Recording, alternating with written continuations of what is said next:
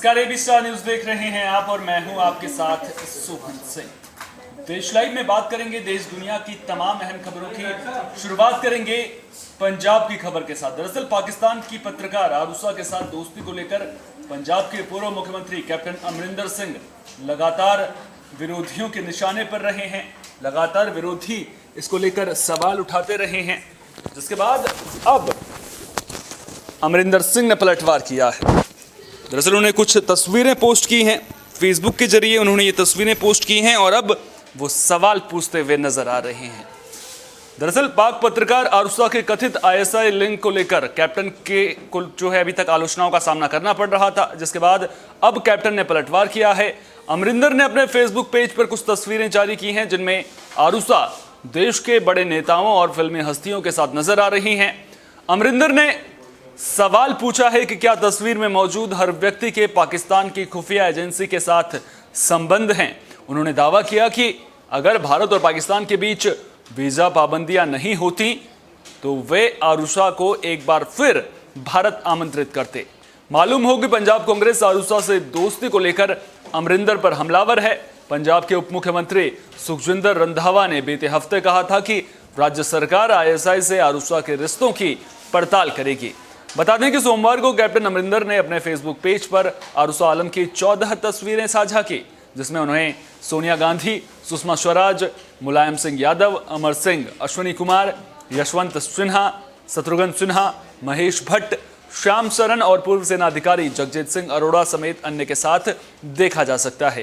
Captain Amarinder अपने Facebook post में लिखा, मैं विभिन्न गणमान्य व्यक्तियों के साथ आरूसा आलम की कई फोटो शेयर कर रहा हूं। मुझे लगता है कि वे सारे भी आईएसआई के एजेंट हैं। ऐसा कहने वालों को बोलने से पहले सोचना चाहिए। दुर्भाग्य से भारत और पाकिस्तान के बीच इस वक्त वीजा पर प्रतिबंध लगा दिया गया है, नहीं तो मैं उन्हें फिर से आमंत्रित करता। इससे पहले पंजाब के पूर्व मुख्यमंत्री कैप्टन अमरिंदर सिंह ने सोनिया गांधी की भी तस्वीर साझा की थी। कैप्टन के मीडिया सलाहकार ने आरूसा आलम के साथ सोनिया गांधी की एक तस्वीर साझा की थी, जिसमें कैप्शन के साथ पंजाब के deputy CM Sukhjinder Singh Randhawa, CM Charanjit Singh Channi और कांग्रेस पार्टी को टैग किया गया था। साथ ही लिखा था कि बस ऐसे ही। बता दें कि बीते रोज सुखजिंदर सिंह रंधावा कैप्टन पर काफी हमलावर नजर आए थे। उन्होंने कैप्टन अमरिंदर सिंह और आरूसा आलम की दोस्ती को आईएसआई का लिंक तक करार दिया था। उन्होंने कहा कि कैप्टन अमरिंदर सिंह जब पंजाब के सीएम थे तो उनको कभी पंजाब में कोई खतरा नहीं दिखा। अब उन्हें ऐसा क्यों लग रहा है? कहीं इसके पीछे उनकी दोस्त आरूसा आलम तो नहीं है?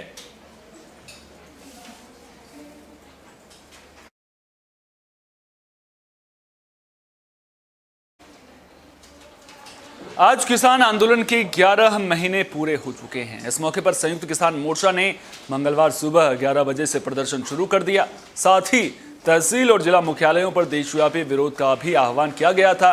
एसकेएम ने एक आधिकारिक बयान में कहा कि ये लखीमपुर खीरी घटना के सिलसिले में केंद्रीय गृह राज्य मंत्री अजय मिश्र टेनी की गिरफ्तारी और बर्खास्तगी की मांग पर जोर देने के लिए है।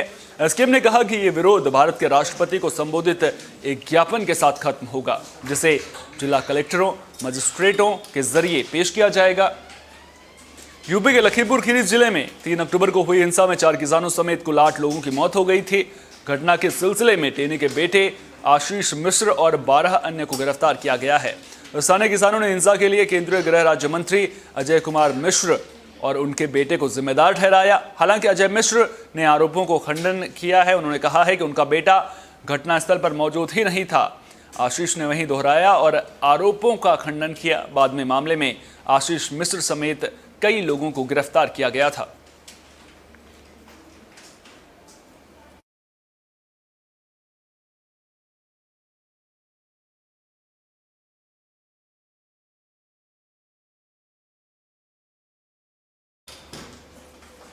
कोरोना महामारी को लेकर आज भारत के स्वदेशी टीके कोवैक्सीन को अंतर्राष्ट्रीय स्तर पर मंजूरी मिल सकती है। दरअसल डब्ल्यूएचओ की बैठक में इस पर फैसला लिया जा सकता है। बता दें कि पिछले हफ्ते डब्ल्यूएचओ के प्रमुख वैज्ञानिक डॉक्टर सौम्या स्वामीनाथन ने बताया था कि 26 अक्टूबर को होने वाली बैठक में कोवैक्सीन को विश्व स्तरीय आपात इस्तेमाल की सूची में शामिल करने पर फैसला होगा। WHO ने कहा है कि भारत बायोटेक ने कोवैक्सीन से जुड़े सभी दस्तावेज उपलब्ध करवाए हैं, जिनकी समीक्षा लगभग पूरी हो चुकी है। इस बैठक में समिति के विशेषज्ञ अपनी अपनी राय देने के अलावा वैक्सीन के प्रभाव, सुरक्षा और एंटीबॉडी का स्तर इत्यादि की जांच करेंगे, जिसके आधार पर वे कोवैक्सीन को आपात इस्तेमाल की सूची में शामिल कर सकते हैं। कोवैक्सीन को अब तक अंतर्राष्ट्रीय स्तर पर अनुमति नहीं मिली है, जिसके चलते कोवैक्सीन की खुराक लेने वाले लोग विदेश यात्रा के लिए मान्य नहीं हैं। ज्यादातर देशों में उन्हें लोगों को प्रवेश दिया जा रहा है जिन्हें अंतर्राष्ट्रीय स्तर पर WHO की सूची में शामिल वैक्सीन की खुराक लगी हो।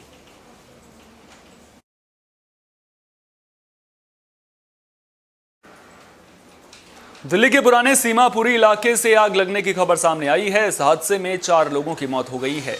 जानकारी के मुताबिक आग एक 3 मंजिला इमारत में लगी थी। फिलहाल आग लगने के कारणों का खुलासा नहीं हो सका है।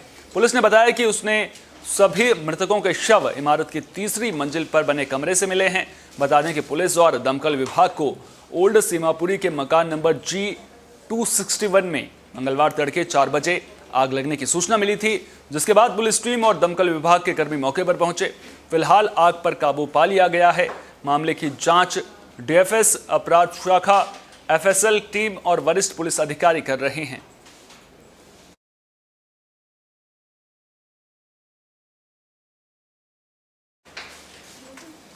अफगानिस्तान में तालिबान के कब्जे के बाद देश की आर्थिक हालात पूरी तरह से चरमरा गए हैं। अफगानिस्तान में अकाल और भूखमरी बेहद खतरनाक दौर में है, जबकि सरकार के पास देश को आर्थिक हालात से उबारने के लिए कोई ठोस प्लान नजर नहीं आ रहा है। अब तालिबान सरकार ने भूखमरी से निपटने के लिए नई योजना शुरू की है। उसके तहत देश में कामगारों को मेहनताने के रूप में मजदूरी की जगह गेहूं दिया जाएगा। काम के बदले गेहूं देने की योजना ऐसे वक्त में शुरू की गई है जब देश को न तो विदेशों से मदद मिल रही है और न ही विदेशों में जब्त अफगानिस्तान की रकम जारी की जा रही है। तालिबान प्रवक्ता जबीउल्लाह मुजाहिद ने बताया कि काम के बदले अनाज की इस योजना के तहत अब सिर्फ राजधानी काबुल में 40,000 पुरुषों को काम दिया जाएगा। मुजाहिद ने कहा, बेरोजगारी से लड़ने के लिए ये एक अहम कदम है। उन्होंने मजदूरों से कड़ी मेहनत करने की बात भी कही। इसके अलावा अफगानिस्तान में बिजली सप्लाई भी मुश्किल से हो रही है, क्योंकि पड़ोसी देशों से हो रही आपूर्ति उन्हें भुगतान नहीं देने के कारण बाधित हो रही है। उधर संयुक्त राष्ट्र पहले ही चेता चुका है कि देश में सर्दियां बेहद खतरनाक साबित होंगी, क्योंकि लोगों के पास न तो इलाज के लिए सुविधा है और न ही भोजन की पर्याप्त व्यवस्था। बता दें कि अफगानिस्तान में काम के बदले अनाज की योजना 2 माह चलेगी, जिसमें मजदूरों को पैसा नहीं दिया जाएगा। तालिबान प्रवक्ता ने बताया कि इस योजना का मकसद उन लोगों को काम देना है जिनके पास फिलहाल कोई काम नहीं है। ये लोग सर्दियों की शुरुआत में ही भूखमरी का खतरा झेल रहे हैं। इस दौरान 11,600 टन गेहूं तो सिर्फ राजधानी काबुल में बांटा जाएगा। तो मानवीय संकट से अफगानिस्तान जूझ रहा है।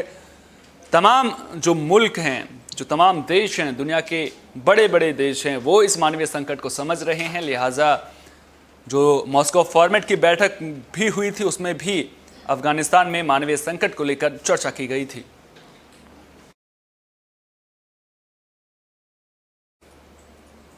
देश लाइव में फिलहाल के लिए इतना ही। देश दुनिया की तमाम अहम खबरों के लिए आप जुड़े रहिए AB स्टार न्यूज़ के साथ, क्योंकि यहाँ पर खबरों का सिलसिला कभी नहीं थमता।